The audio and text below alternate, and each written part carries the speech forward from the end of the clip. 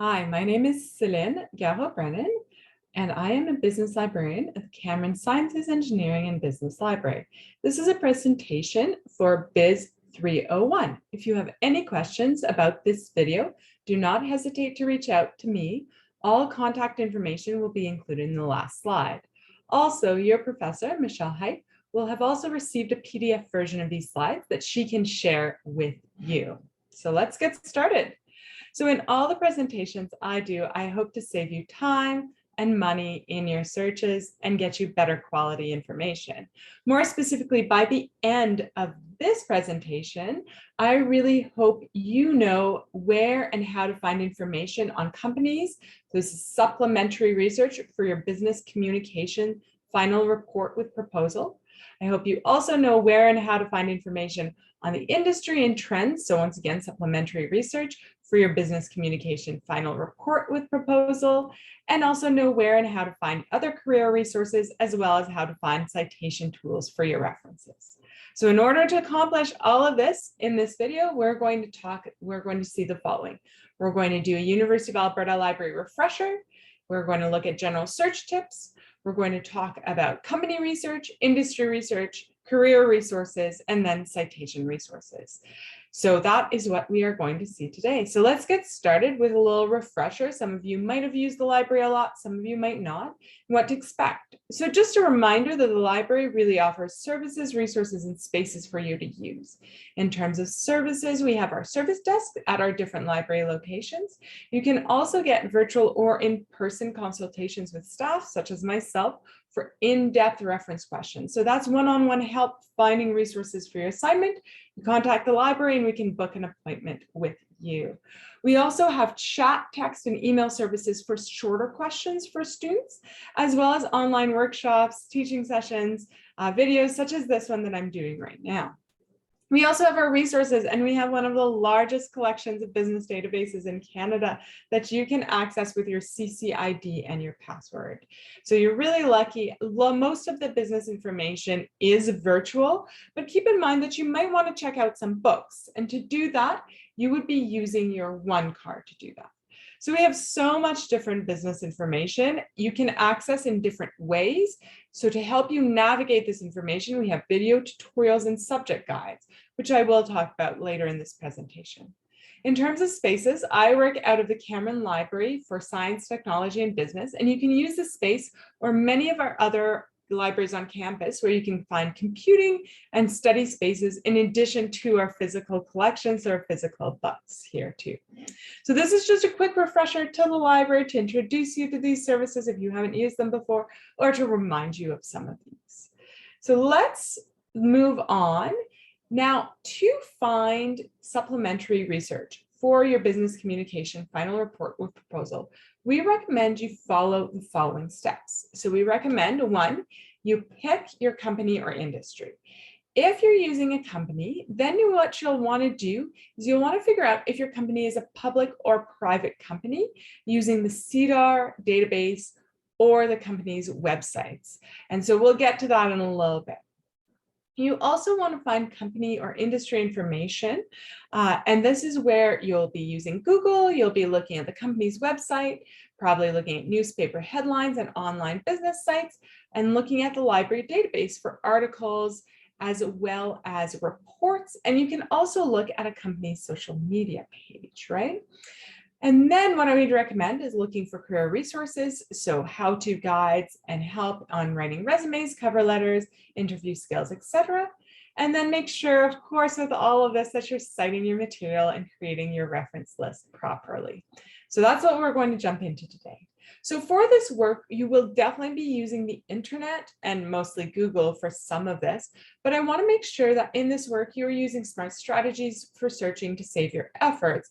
So it helps to understand the pros and cons of using the internet rather than, let's say, using library resources and when to use both of these resources. So in terms of pros, the internet's really a good jumping off point. It's convenient, you can search it from anywhere.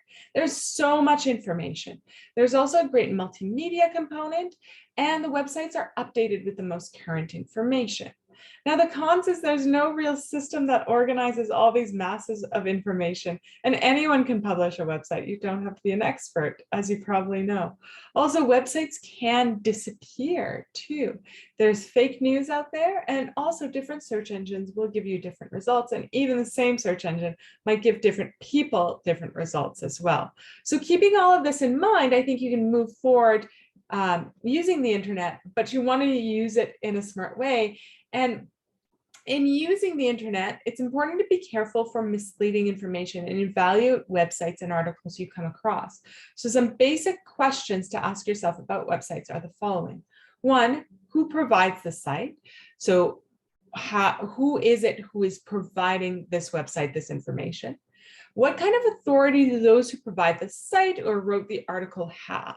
What are their credentials? Are they experts in the field, in the subject matter that is being looked at? Also, what is the goal of the author or the provider? Are they trying to sell you something? And what is the reliability of the information? For example, are sources cited? Is there a certain level of objectivity? Are the facts verified elsewhere? So keeping that in mind, we can definitely Google something. So in here, I just looked up TELUS. So in terms of this, it can also be overwhelming by the amount of information. For example, looking at this, I get 30 million results when I look at TELUS. That is a lot of results. And that is so much. And that is very difficult for you to look at all these results and figure out what is the information you actually need.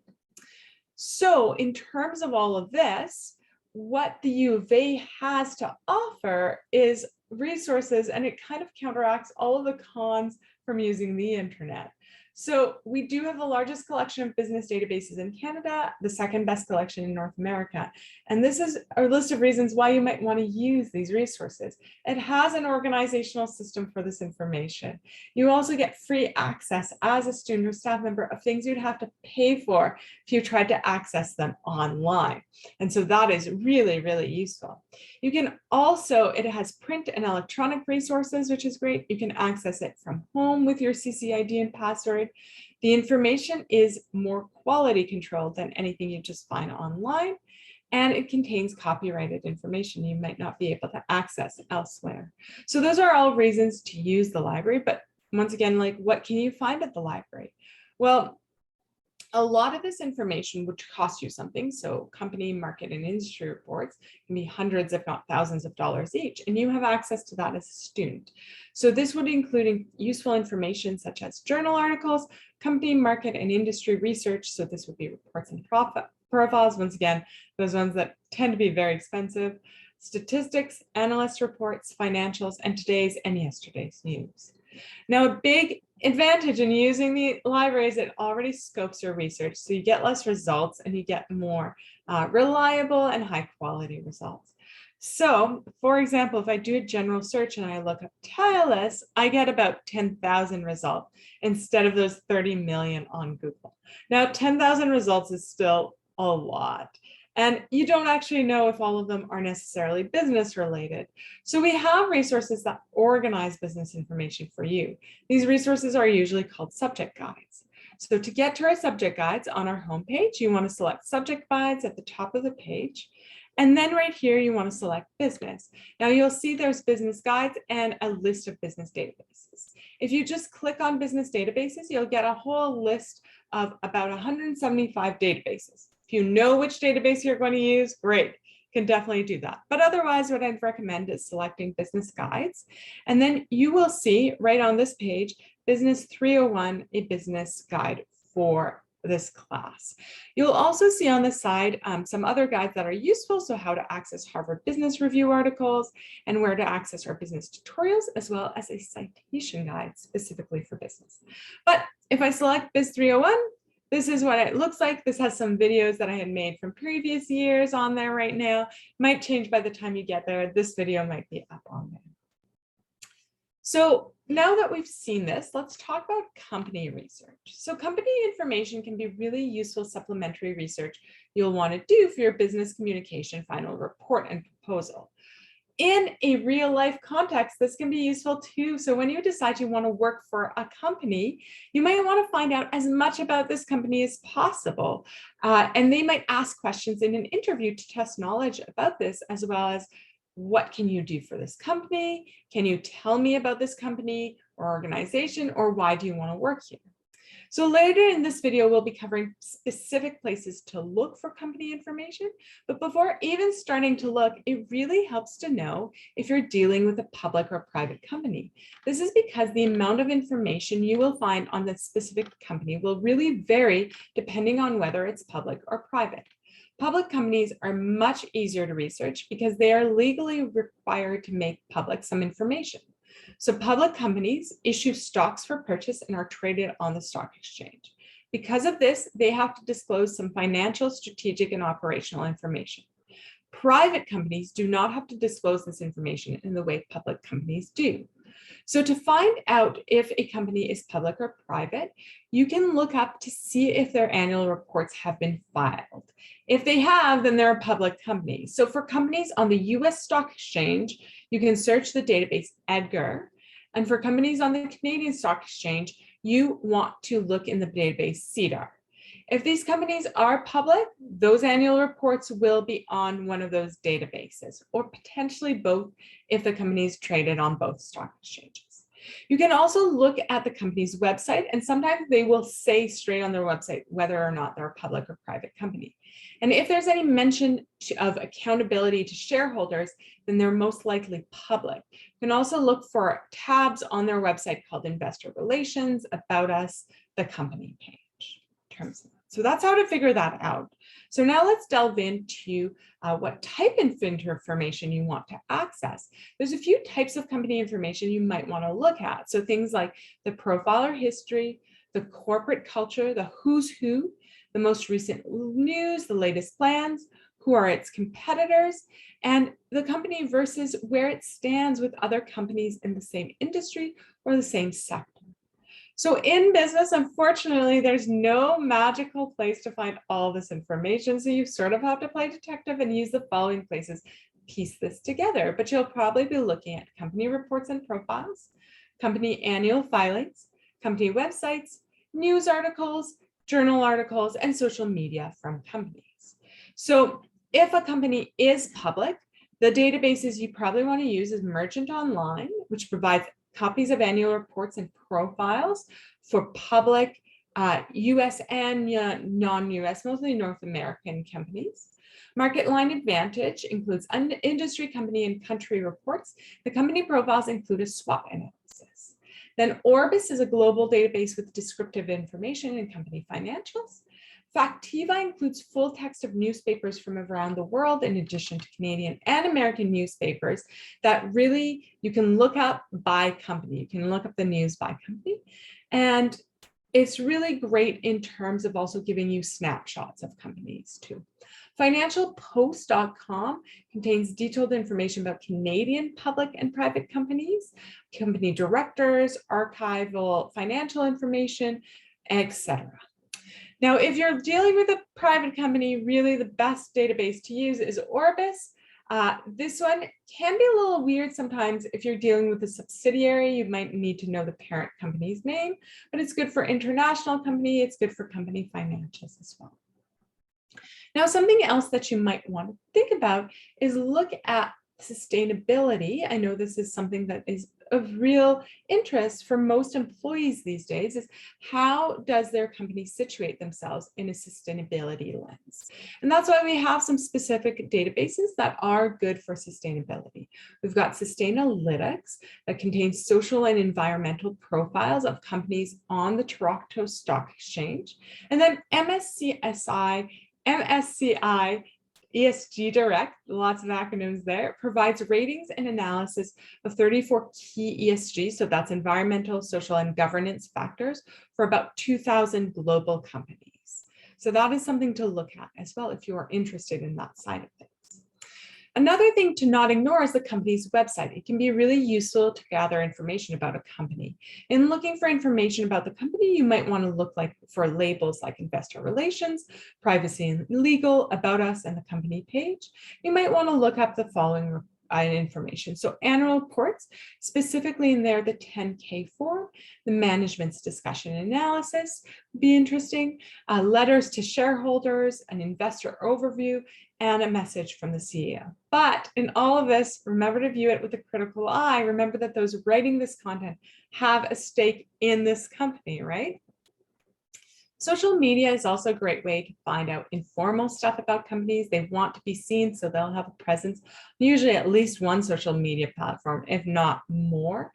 I would say look at these pages as a job candidate, not just a consumer of this information. Companies love to talk about themselves, and this is a way for you to gauge internal dialogue, company culture, but remember it works both ways, so companies can look into your social media as well. In looking at companies with the website and social media, a reminder that we're looking at information that has been produced by the company itself. So we probably also want to look at resources about the company not produced by the company. A good source of these are articles and news. In terms of that, this is a great just list of some of the freely available business websites you can use that are reliable for business news, but you might also want to get access to content through the library that aggregates news from different sources. CBCA is really good for Canadian content. Factiva, we've already talked about in that company profile perspective, but it's really good for international news. Business Source Complete is a great place to go for news. It has access to Harvard Business Review. Sometimes it even contains SWOT analyses of companies. ProQuest Business One has some company profiles that are linked to news. This is also where you get access to the Wall Street Journal. And Press Reader is really good for Canadian news, not so good for historical stuff because it's mostly just the most recent things. And then if you ever do want to get more academic journal articles, I'd recommend still using Business Source Complete, ProQuest One Business. We also have the Conference Board of Canada, which is really good. It has some really great reports as well. So now that we've kind of finalized the company research, let's take a brief look at industry research. Industry research helps you look at the big picture. So it can be really useful when you're thinking about new markets, trends, and opportunities for a company. So once again, it can be helpful to think about the type of information you might want to access.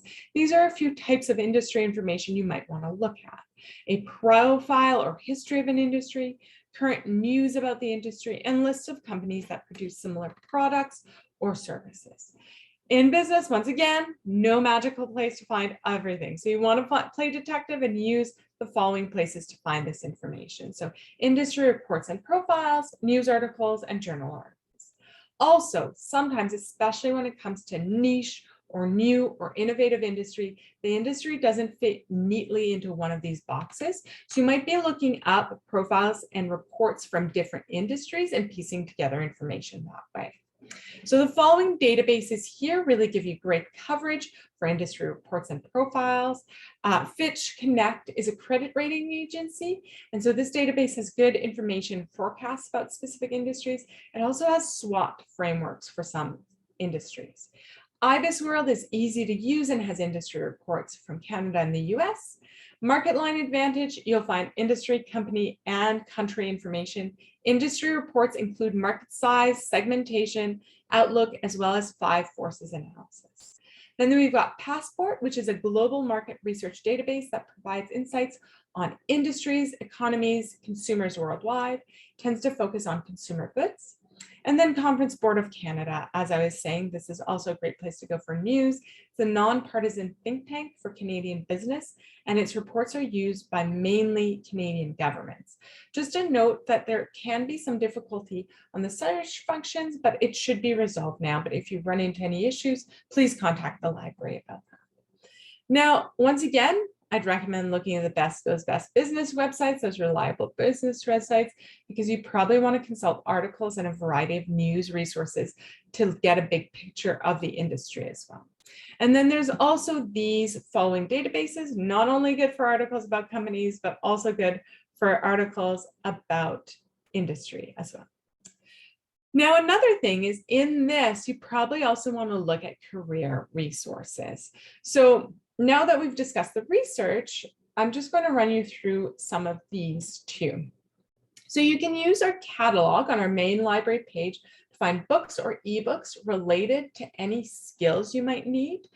once again, that Business Source Complete and ProQuest One Business, really, really useful databases to look up articles and latest business research about interviews, for example.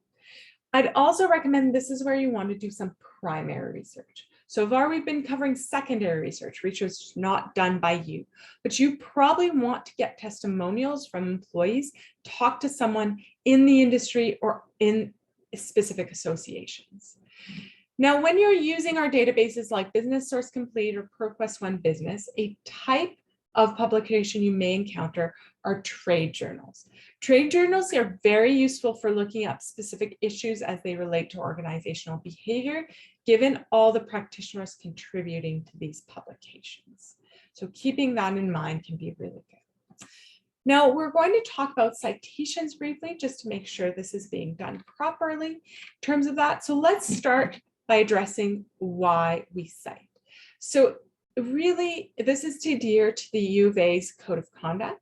You're also giving credit where credit is due. It allows your audience to make more research, do more research if they're interested, and it makes your argument stronger because you're saying you're backing this up with other things. Now, when do we cite? If you're wondering when we should cite, this is an easy chart for you to follow. Is this someone else's words? If yes, you want to quote it, so put it in quotations in your project and cite it. If it's other person's ideas, but not someone else's words, you want to make sure you're citing it, but you don't necessarily have to put in quotations, you're paraphrasing it, but you still want to cite it. If it's not someone else's ideas or someone else's words, then you don't have to cite it. Now, generally, you will be using the APA formatting guidelines, and this is just general formatting guidelines, so 12-point Times New Roman font or Arial font, 1-inch margins, 1.5 spacing. Headers and titles can be in New Romans or Calibri, and this is the APA 7th edition citation. But always check your syllabus to see if your prof has made any specific formatting guidelines for your project or for your class. Now, a question you will probably come up with for your business communication final report with proposal, how to cite a personal communication. So once again, talking to someone. So APA cites that because they do not provide recoverable data, personal communications are not included in the reference list. Cite personal communication text only, give the initials as well as the surname of the communicator, and provide as exact a date as possible. And this gives you an example. I've also included in the PDF here links to specific citation resources for you. So the business specific citation guide, I highly recommend this resource because it breaks down how to cite things, some of the most common business resources. The Purdue Online Writing Lab, this is not a U of A specific resource, but it's really good for exceptions. And then the Citation Quick Guide, this is really good for articles and books. Now, if you are still at all stuck in any of this or have more questions, please contact us at the library. I have listed some ways for you to get in touch with us through library chat with real people.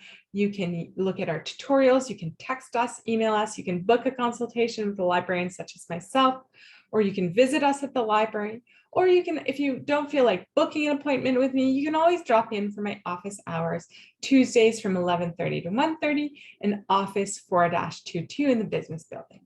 All of this information can be found on our website, so under the Ask Us tab on the right-hand side of our homepages. And with all of this said and done, you can always email us here, cameronhelp@ualberta.ca for some more help, and we are happy to help you. So thank you for listening to this presentation and best of luck with Biz 301.